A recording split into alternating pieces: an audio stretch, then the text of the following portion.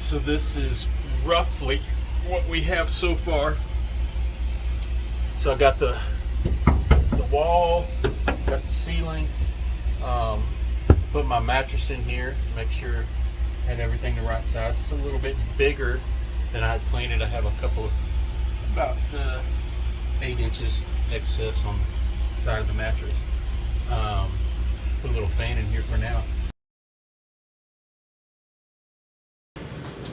Welcome back. Hope you're all doing well. Hope your trucks are running good, are treating you good. And first full week in this cargo van.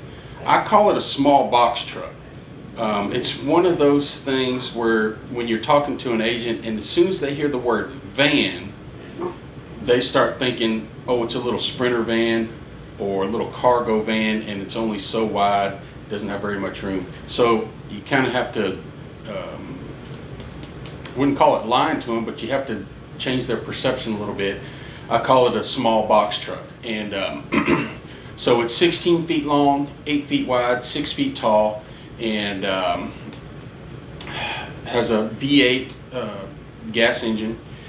So this week was my first, well, last week was my first full week driving this thing. I bought it on a Saturday, got it home, did some work to it on Monday, and then Tuesday morning I was sitting around and I'd been at home for a couple of weeks, getting real antsy, need to get back on the road. So instead of taking some little loads around the house, I jumped on a long run out to Utah. I booked 2 loads, 2 partials. The first one paid $2,400, and then I was on my way to pick up the second one, which would have paid an additional $1,200, and it canceled on me. So wasn't extremely disappointed. I was still making, good money for a cargo van. That's one of the things I'm still trying to pound into my head. The numbers don't look the same and they don't feel the same, but the outcome is about the same. So took that load out to Utah, beautiful drive, brought a load back, and again the same thing happened. I had 2 partials booked. Went to pick up the first one, it got canceled. Went to pick up the second one and brought it back. So that was, let's see, left the house afternoon on Tuesday, and in the middle of that week, toward the end of the week, I got a call saying my youngest daughter had gotten the Chinese flu. So I could have came home on Saturday night, Sunday morning. So instead I just hightailed it on to the receiver and spent that time in a hotel room doing nothing.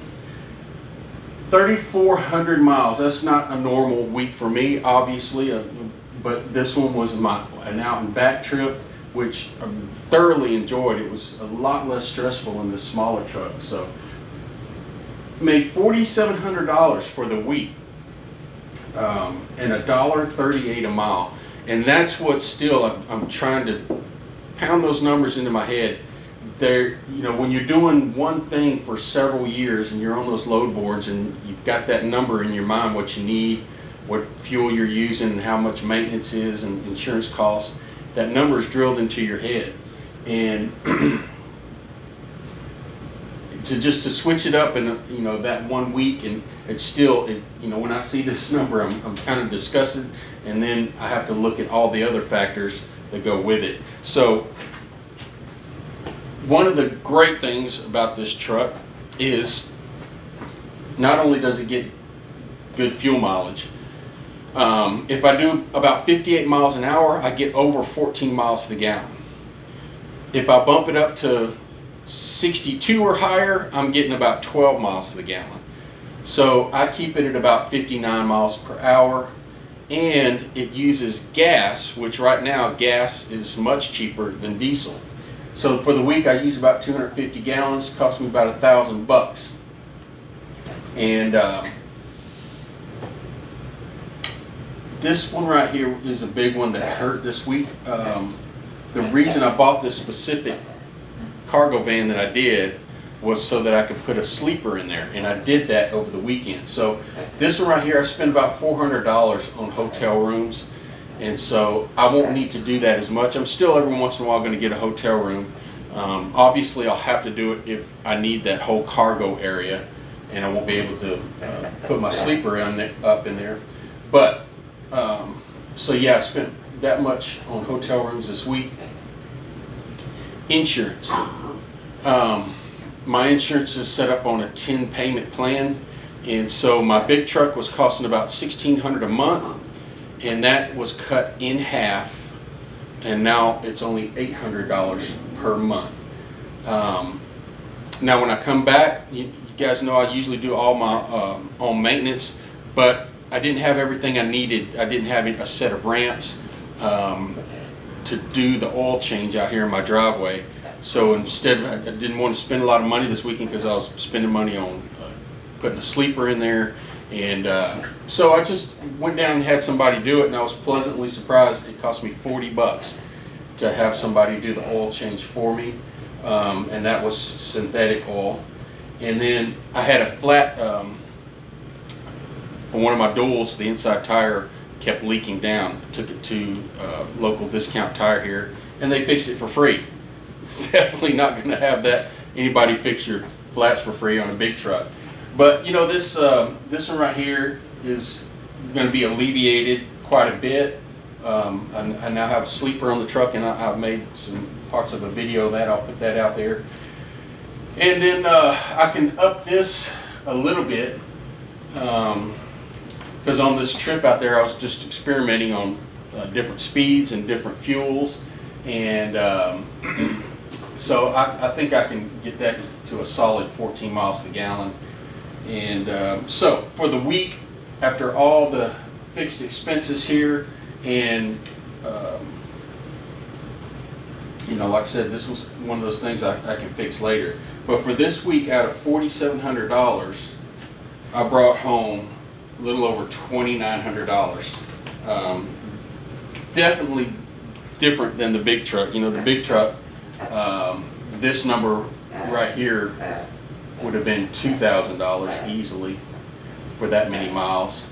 Now, somebody might say, well, you get to sleep in the big truck, but you know, this is one of those things that people don't think about when you're running that APU and you're using the air conditioner on it. It's running at high RPM, so you're using about a gallon of diesel every hour. So if you're parked there for 10 hours, you spent $50 on fuel. Keep yourself cool. So I didn't really spend more than I would have here, or not a whole lot more. But the oil change, I wouldn't have had to have done it as often, obviously, and I wouldn't have had this flat fixed for free. So, you know, a few differences there, but still the first week, I'm still getting in the groove. It's Monday morning now, and I'm watching the load boards, being real picky about where I go. Got home last Thursday. I did one more load after I did one more load in Texas, and then I came back home Thursday. But kind of wanting to do one of those Utah trips again. It was so stress-free, just this little bit. Yeah, so there's a lot of stresses in the big truck, you know, where you're going to park, where you're going to get fuel. When you're looking at where you're going to go pick up or drop off, I'm always looking at satellite images, making sure that it's the correct place and that I'm going through the correct gate and that I'm not going down a dead-end street, and you know, lots of different things. This one, driving this cargo van, it rides like a Cadillac. It's an automatic, and I don't think about any of those things. I don't have to think about where I'm going to pull over and eat, where I'm going to get fuel at, where I'm going to park for the night. I have a lot more options when it comes to that now that I have the sleeper in the truck. So I don't know. We'll see. Really enjoyed the first week. Really stress free. I'm still having to go through the weigh stations and using ELD and all that, but it seems like the weigh stations that I've been through, they're kind of annoyed that I even come through there. They're just like, get on by. And so we'll see. We'll see how it works out. I'll bring you my numbers for next week, and I think I'm going to do another long trip. I think I'm going to get out there and do another one and see how it goes.